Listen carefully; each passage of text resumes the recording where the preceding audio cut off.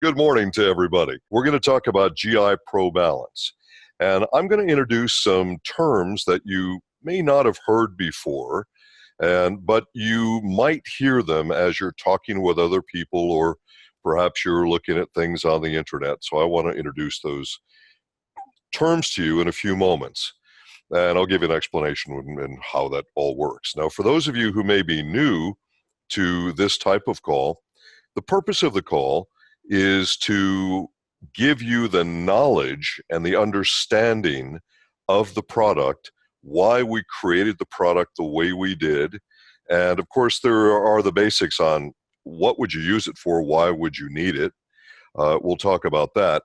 But I want all of you to be able to speak with confidence and sincerity when you talk to other people and you introduce them to Manatech products. For me, I think that begins with a very solid understanding of what the products are and why we made them, and then we deal with the various potential common objections that come up from people when they have questions or they've read whatever information and they suddenly think they're experts in a particular topic. So we'll deal with all of those. That's what we do on all of these calls, and we should just get rolling. Well, GIProBalance. Everyone understands the purpose of GIProBalance. Overall, the global purpose of it is to support a healthy gastrointestinal tract. But it's much, much more than that. The research into probiotics, and probiotic, that term means a bacterium, or when you have many of them, bacteria, okay, which are very helpful and necessary for the health of your intestinal tract, but they do a lot more than that. So the studies now are expanding in so many different areas. There are new brain studies on probiotics. There are new psychological studies for various psychological disorders and probiotics.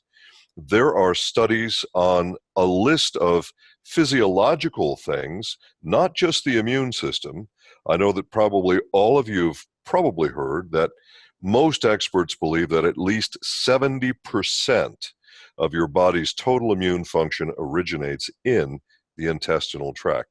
So this is really, really a big, important product and a really big picture to talk about. So let me give you sort of a general description of the product first. We'll do ingredients specifically after that, but I want to give you some concepts of why probiotics are so important. Now, this product, GIProBalance, is the upgrade, if you will, to the original product that I formulated for Manatech, which was called GIPro. Great product, and that product was, in fact, a symbiotic, which I'll explain to you in a moment what that is, before anyone used the term symbiotic. In fact, the thing I was asked to do when I made that first probiotic product for us was, can you create a probiotic that's effective, that covers a broad spectrum, and doesn't need to be refrigerated? And of course, the answer for me was pretty simple. Yeah, you just combine a probiotic and a prebiotic together, select the correct prebiotic. A prebiotic is something that nourishes a probiotic so that it can stay healthy while it's in the material waiting for you to use it, okay? So the prebiotic mixed with a probiotic creates what science now calls, but when I made the first product, this word didn't exist, but science now calls it symbiotic. So S-Y-M. So not symbiotic, but symbiotic. So a symbiotic product is a probiotic and a prebiotic combined in the same formula. So GIPro was that before anyone else did it. We like being first at Manatech. We like to do this stuff first. And then, of course, it is also key to the function of GIProBalance, which is the upgrade to the original product.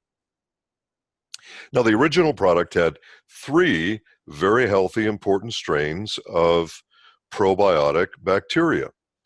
GIProBalance has 6 And we have specifically selected strains which can survive stomach acid. Why?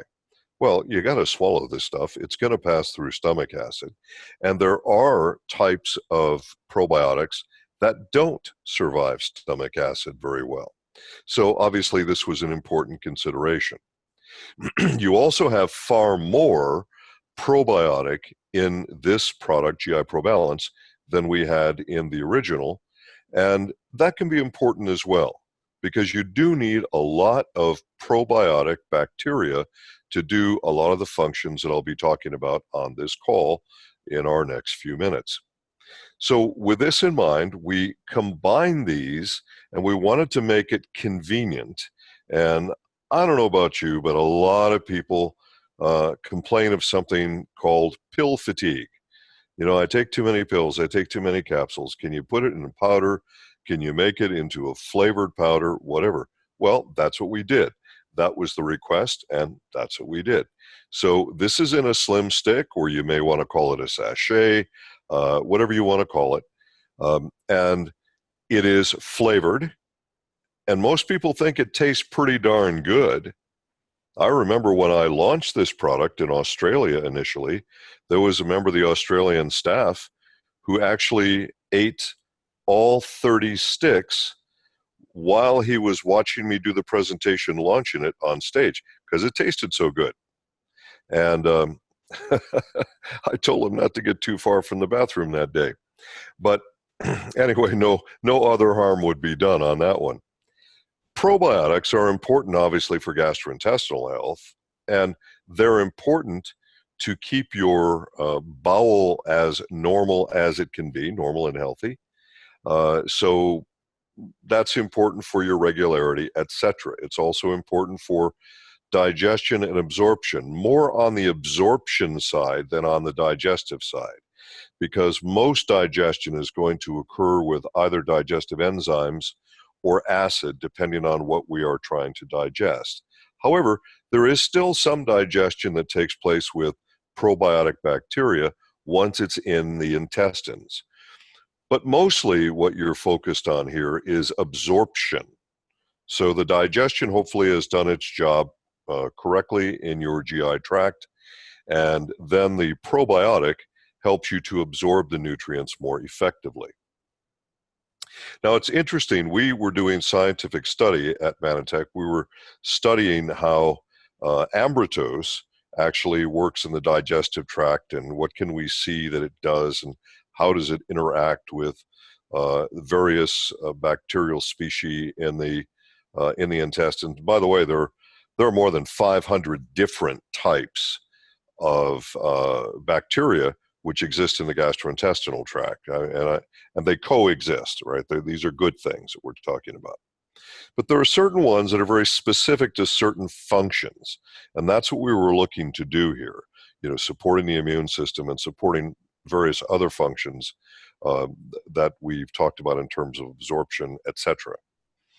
Well, as we were doing the testing, what we realized was that ambrotos is a better prebiotic than any prebiotic anybody ever looked at before. The probiotic bacteria love ambrotos. They just love it. And in fact, the more you feed them, not only do they get healthier and they multiply faster, which is a good thing, but it seems that the way ambrotos glyconutrients, or glycans, depending on, glycan is a scientific word, glyconutrients is the commercial term, okay? And some people only know it by glyconutrients. So whichever one you want to call it, it's okay with me.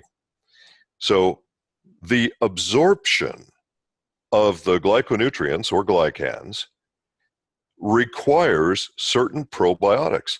The probiotics actually, as they're eating them, for nourishment, they create all of the important factors that we need that are then absorbed into your gut. It's so wonderful.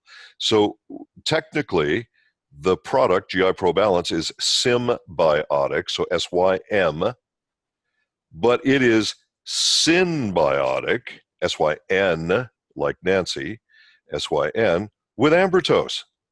In fact, it's perfect with ambertose. Ambertose makes the GIProBalance works better, and GIProBalance makes the ambertose work better. Wow, you just couldn't have a better scenario. Well, we discovered other things as well, but we loved that when we discovered it.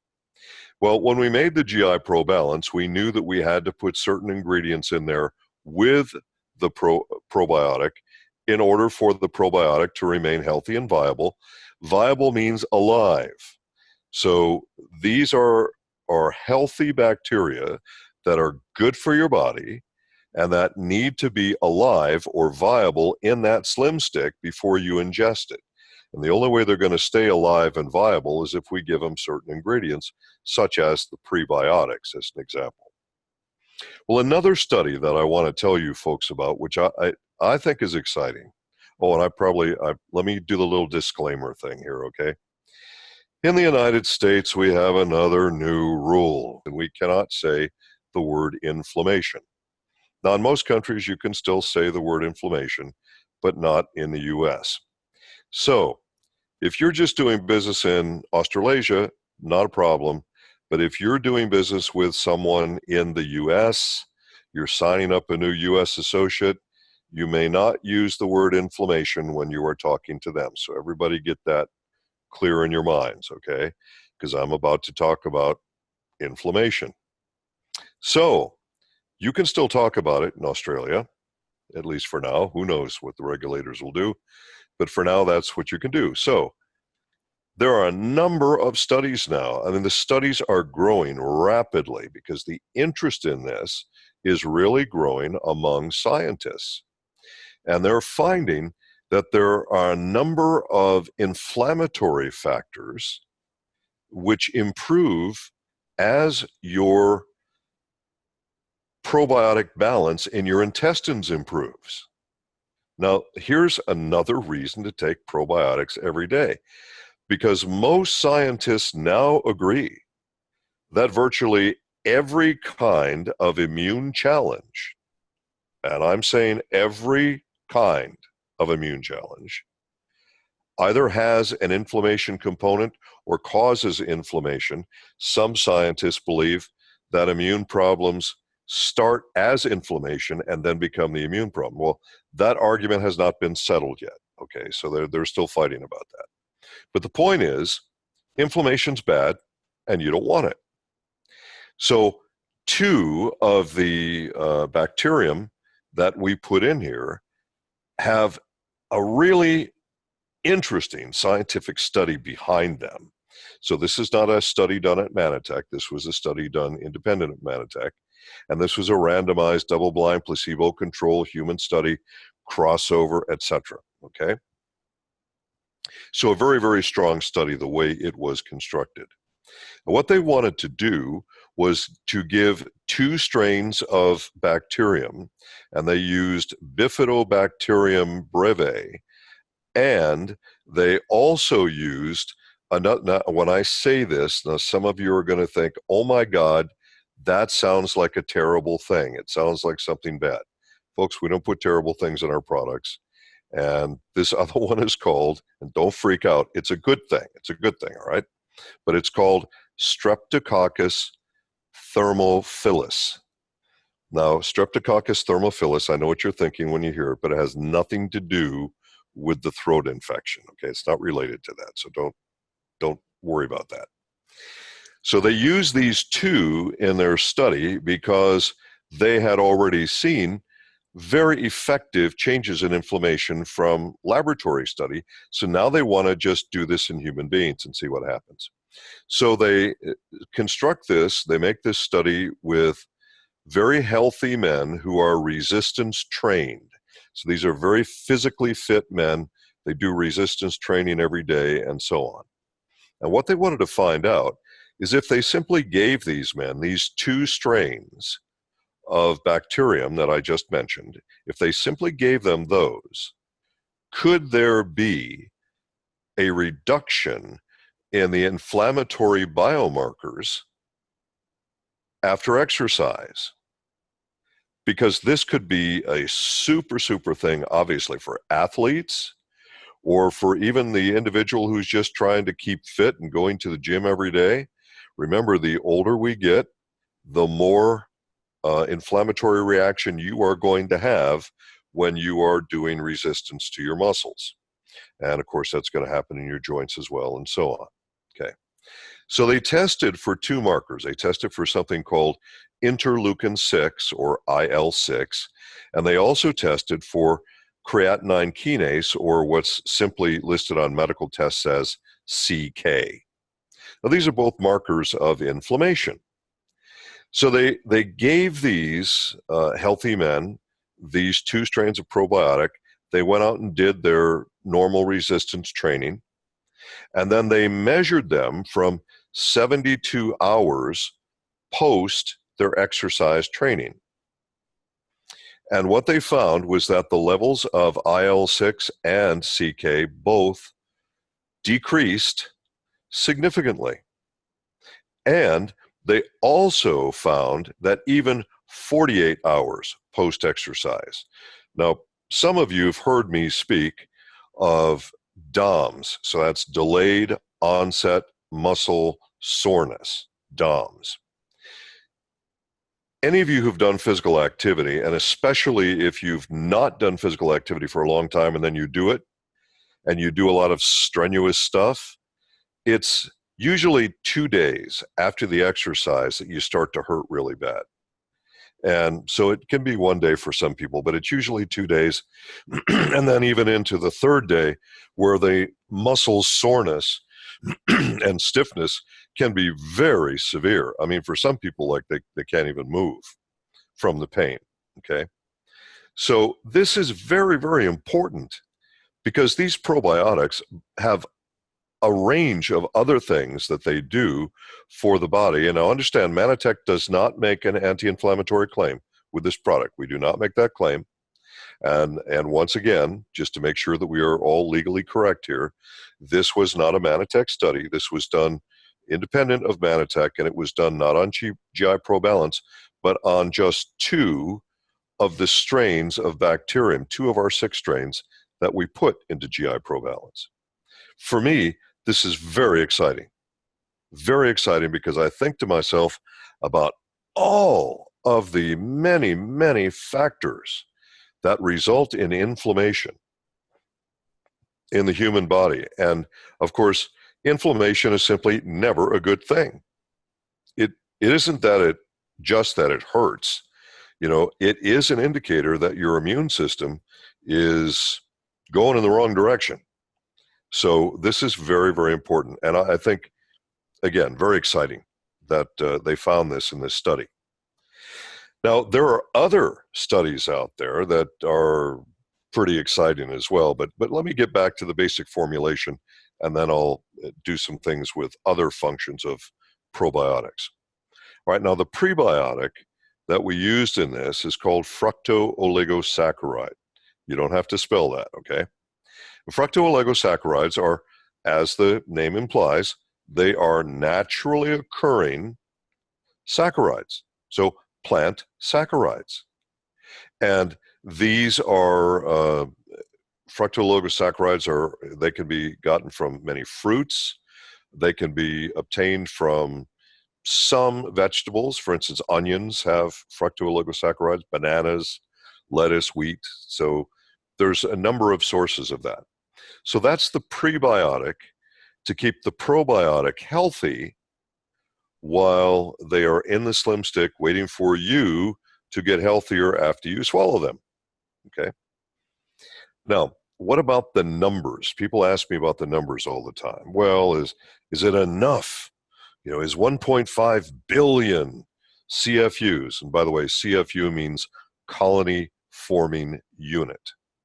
Each of the bacterium, so when you talk about these little critters, as they say in Texas, so each of these little critters, when it's one of them, they're called bacterium, and when there's many of them, they're called bacteria, okay?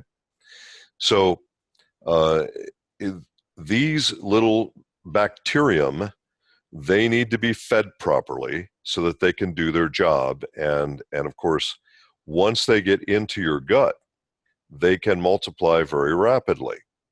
Now, here's the numbers for you. And some people have trouble getting the numbers, or they miss the numbers, or they don't write them down properly, whatever. So listen carefully. One bacterium will multiply into 72 million, that's million with an M, 72 million bacteria in 24 hours. And then it goes geometrically from there. So if you start with 1.5 billion times 72 million in the first 24 hours, you have a whole lot of bacteria happening there. And as long as they've got the right food to eat, and they love to eat ambrotose, as long as they have the right food to eat, they will continue to multiply at that rate. So you'll have lots and lots and lots. And this is why our recommendation is 1 stick per day. Also on the label, you're going to see gum acacia. Well, gum acacia is also known as gum arabic, and it's also known as Acacia Senegal, because most of it is grown in the African nation of Senegal, which, by the way, is the birthplace of our CEO, El Bella. He was born and raised in Senegal. Okay. And a lot of people don't know that he's African, but he is. Okay. So gum acacia provides you with galactose, arabinose, glucuronic acid, and rhamnose. These are components of ambrotose, but we didn't put them in there to be a partial ambrotose. We put them in there to be additional feeding, if you will, for the probiotics, because we want those probiotics not just to be viable, we want them to be really healthy when they get into your gut. So what we have here with these 6 different strains is a really powerful, very well-rounded formulation to give you a whole bunch of different functions. And let's talk about some of these functions, and then we'll come back and we'll go to the formulation ingredients, which, perhaps not surprisingly, the majority of the questions I get on products tend to be on formulation ingredients, not the functional ingredients. Very, very interesting, but not surprising, I would say. Now, there's new studies out. I mean, new studies on how to support psychological issues with probiotics and how to support brain health with probiotics.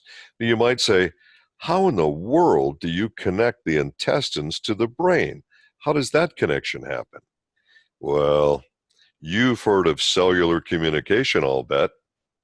And we've been talking about that since 1996, but it's only very recently that other scientists have been able to connect the dots, if you will.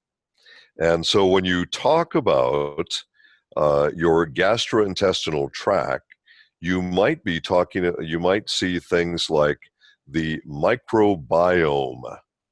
And people say, what the heck is that? And all that means is your total of all of your probiotic in your gastrointestinal tract, along with the corresponding factors. You see, the microbiome, what it is you have all your probiotics and your fungi, because you need fungi to interact with the probiotics in order to generate various substances which then connect through cellular communication. You will, for instance, amino acids can be made from these probiotics interacting with the glyconutrients. You can make neurotransmitters, which of course, as the name implies, a neurotransmitter is something that sends signals to the nervous system, including the brain. And because of the new research on this, here's what scientists are finding. And now remember, on Manatech calls, we do not talk about disease. I'm not going to do that. And you shouldn't talk about disease at any time. But let me say things like psychological distress. How's that? Yes, a new study on probiotics and psychological distress, a new study on probiotics and academic stress. Okay. How about a study? Well, there's actually more than one study on people who, well, let's say could benefit from mood elevation. Okay. And individuals who are feeling fearful and very worried, there are studies about that as well.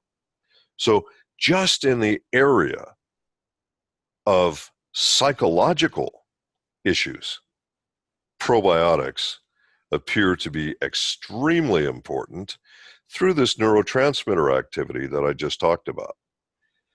The more you read about probiotics, the more excited you have to get. Now, I started early in the call talking about the inflammatory factors involved. Now, once again, we do not talk about diseases. Sometimes you have inflammation in the bowel, and there are studies, quite a few of them actually, which make a very positive connection between probiotic bacteria and inflammation in the gut. And there are a number of other studies that make very positive connections between probiotics and inflammation elsewhere. And now I'm not talking necessarily about an immune problem, but just inflammation elsewhere. So you have so many things that you can think about, you can talk about, that you may be able to support. I want you to imagine, my friends, that you're taking your Ambertos and now you're also taking GIProBalance every day. And you begin to experience improvements in areas that, well, you never thought of before, because heck, when people think of a probiotic, they think of their intestinal tract, right? But so many things are interconnected in the human body. And one of the things I love about science today is how so many scientists of various different disciplines, because don't think for a minute that any of us could possibly know everything about everything. That can't happen. It's not humanly possible. But there are so many different scientists of different disciplines, and they're all working in their own specific areas. But we're being able to connect the dots with each other. The internet is really helping us do this. And this is helping us grow scientific knowledge at a rate that no human being can even keep up with anymore. For years, they said scientific knowledge doubles every 10 years. Well, forget that. It's growing so fast now that you can't even get your computers programmed fast enough to try and catch up with the data. I mean, it's growing phenomenally fast. I might do this product again in 6 months and tell you 5 or 6 other things that I didn't know today. I mean, that's how fast all this is growing.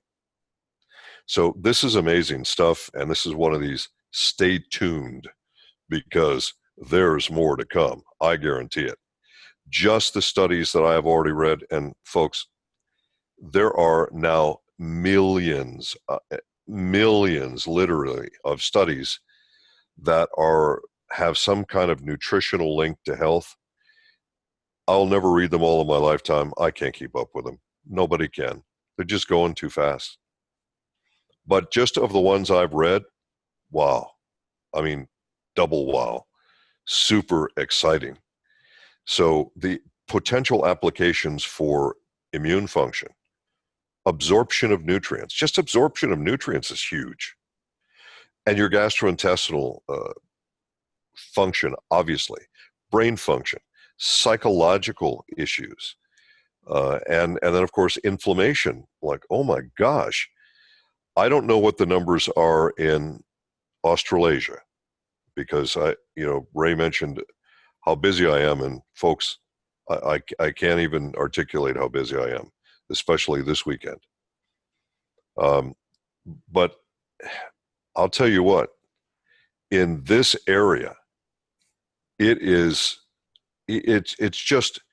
huge. It is so huge. In the U.S. alone, 1 out of every 2 Americans, and right now there are 327 million Americans, 1 out of every 2 Americans suffers from some form of inflammation. Now, I don't know what your numbers are in Australasia, but I'll bet you it's got to be pretty close, because humans are humans. And, our biology doesn't vary. Well, it does vary a bit by race, of course, but we're all humans. So I suspect that you probably have a huge number of folks in Australasia that have some form of inflammation, and you folks can still talk about it down there. So that's a real plus for you. So let's get to the formulation ingredients. Now, the reason that I get asked so many questions about formulation ingredients is because often people don't recognize what they are. Sometimes they'll have a potential customer who will look at a label, they'll see something, they'll Google it, they'll get something that they don't understand, or perhaps it's something that's simply inaccurate or incorrect. And so I get questions on this stuff all the time. So let's go over that real quick. In the formulation ingredients, and when I'm using this term, I'm talking about the ingredients that you may need as a flow agent, an anti-clumping agent, a thickening agent, a stabilizing agent, a mixing agent, that kind of thing. If you make a capsule, you have to have a flow agent. If you make a slim stick, you have to have a flow agent. Now, we try at Manatech to use natural agents as much as we possibly can. We have in some countries where we can't do that because that's the rules. And there are occasional products where that can't be done. But in this product, everything in this product is natural. Everything. So your thickening agent, your flow agent, your stabilizing agent, everything is natural.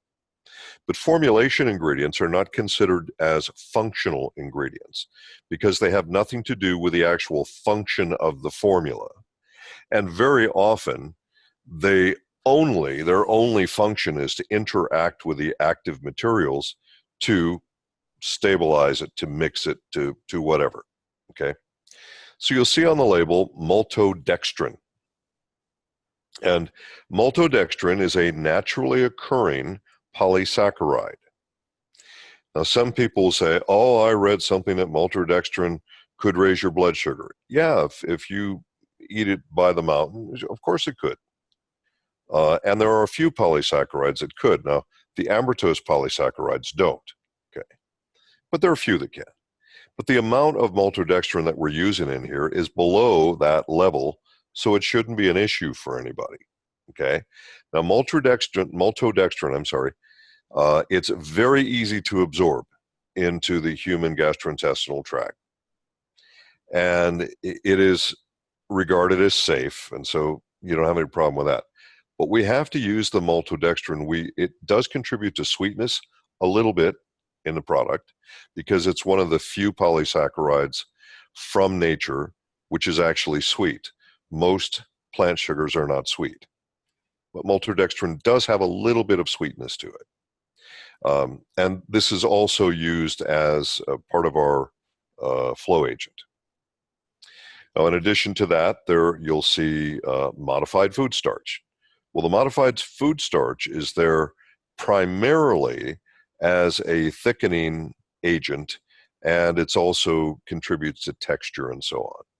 As you have to imagine that the majority of this slim stick, of course, is not going to be the 1.5 billion bacteria, because bacteria are super tiny, okay? But we have to be able to mix it into something where it will stay stable and stay properly mixed, because this is coming from huge vats that are then being individually poured into the sachets. Everything has got to be properly mixed and stabilized before it goes in there. You'll also see silicone dioxide. Silica is something that occurs naturally in a whole bunch of stuff. Almost every kind of grain you can think of, and sugar beets and sugar cane and soybeans, turnips, green beans, lots of stuff contains silica. By the way, you contain silica.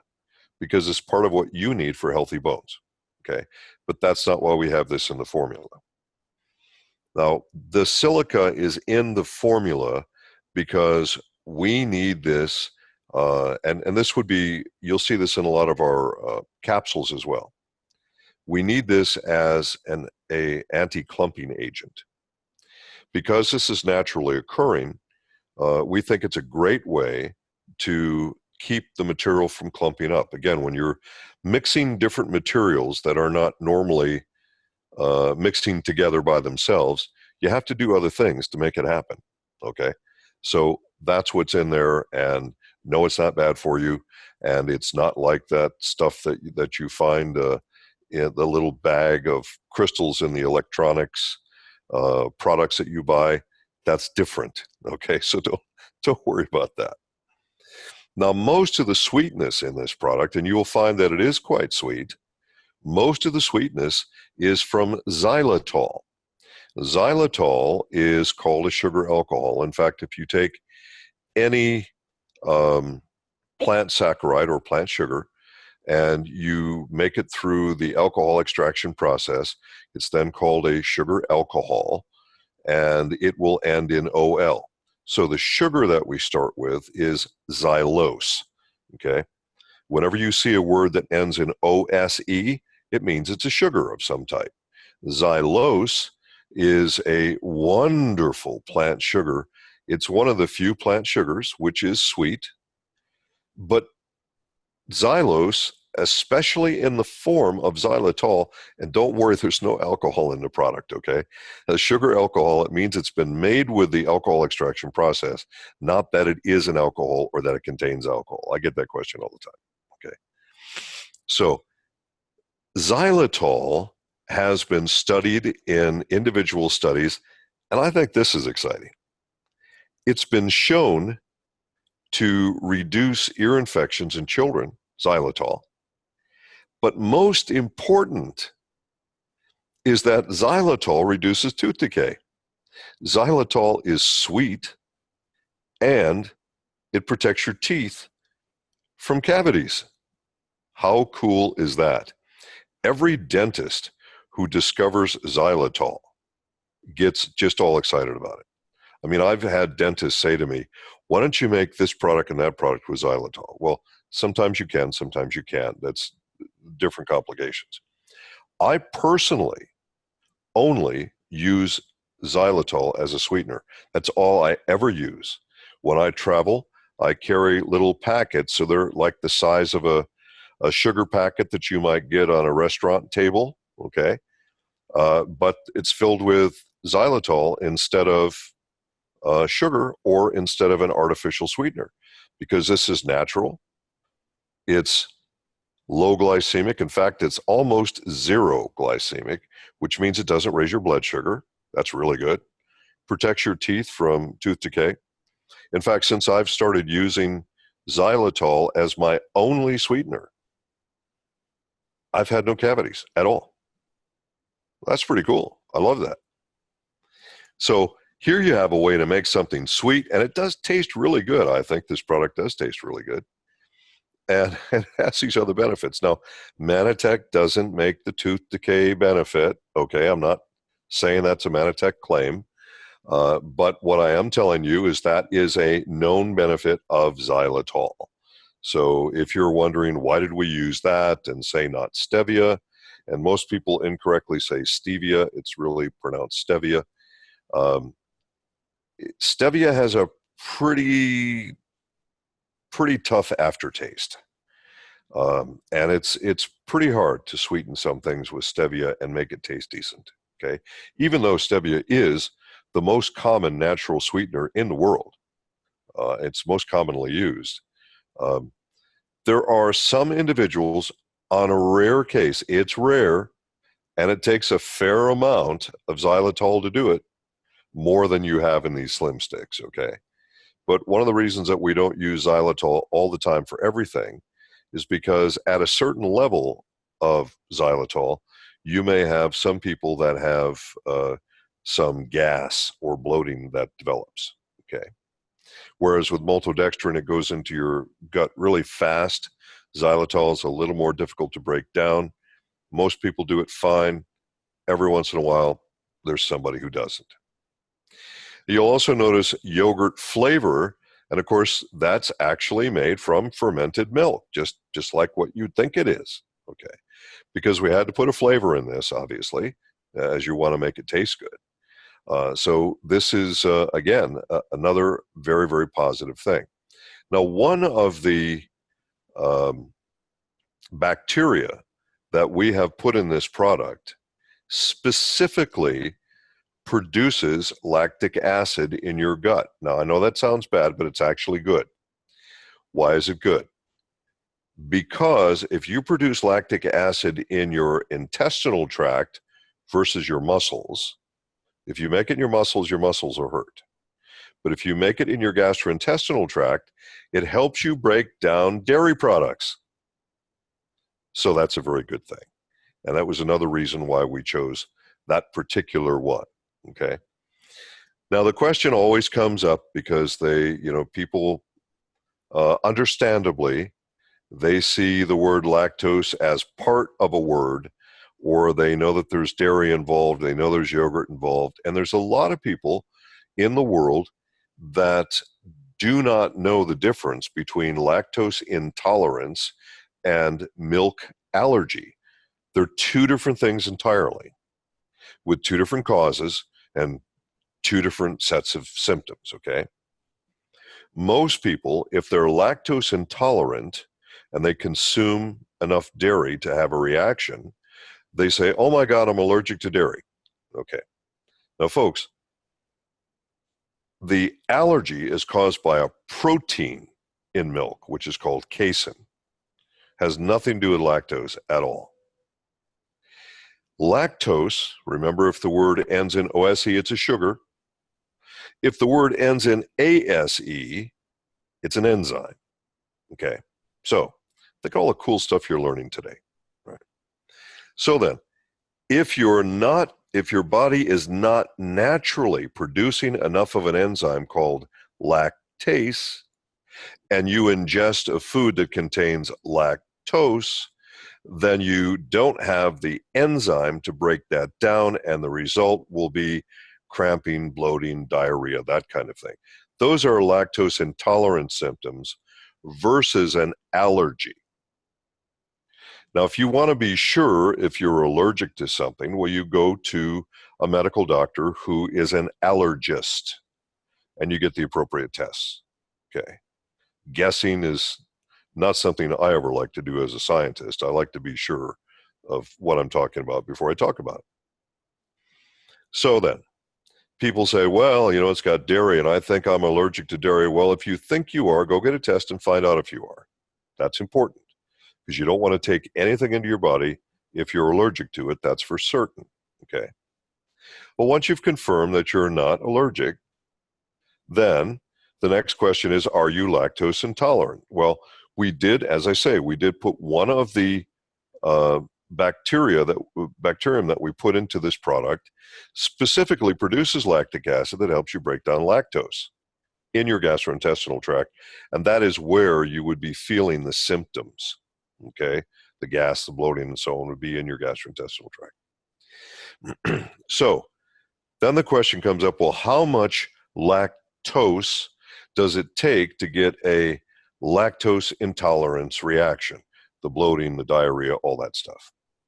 According to the World Health Organization, it takes 12 grams or more. Now, your standard glass of milk is going to have about 12 grams of lactose. That naturally occurs in the milk, okay? Most people who are lactose intolerant, can tolerate up to 12 grams. So then you say, well, how much is in this?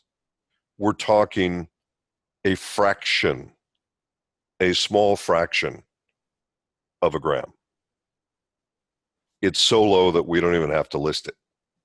Okay. So is it possible that you'll have a reaction to this product because there are some components that are made from dairy? Is it possible? Yeah, I suppose really remotely possible. and there might be life on Venus too, okay?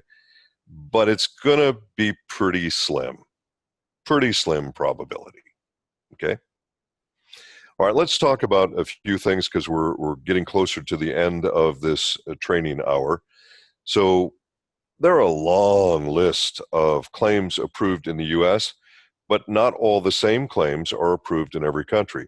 Again, since we are a global company, this means that you have to be aware of the claims in that country before you start your presentation to the new person that you hope to start on our products.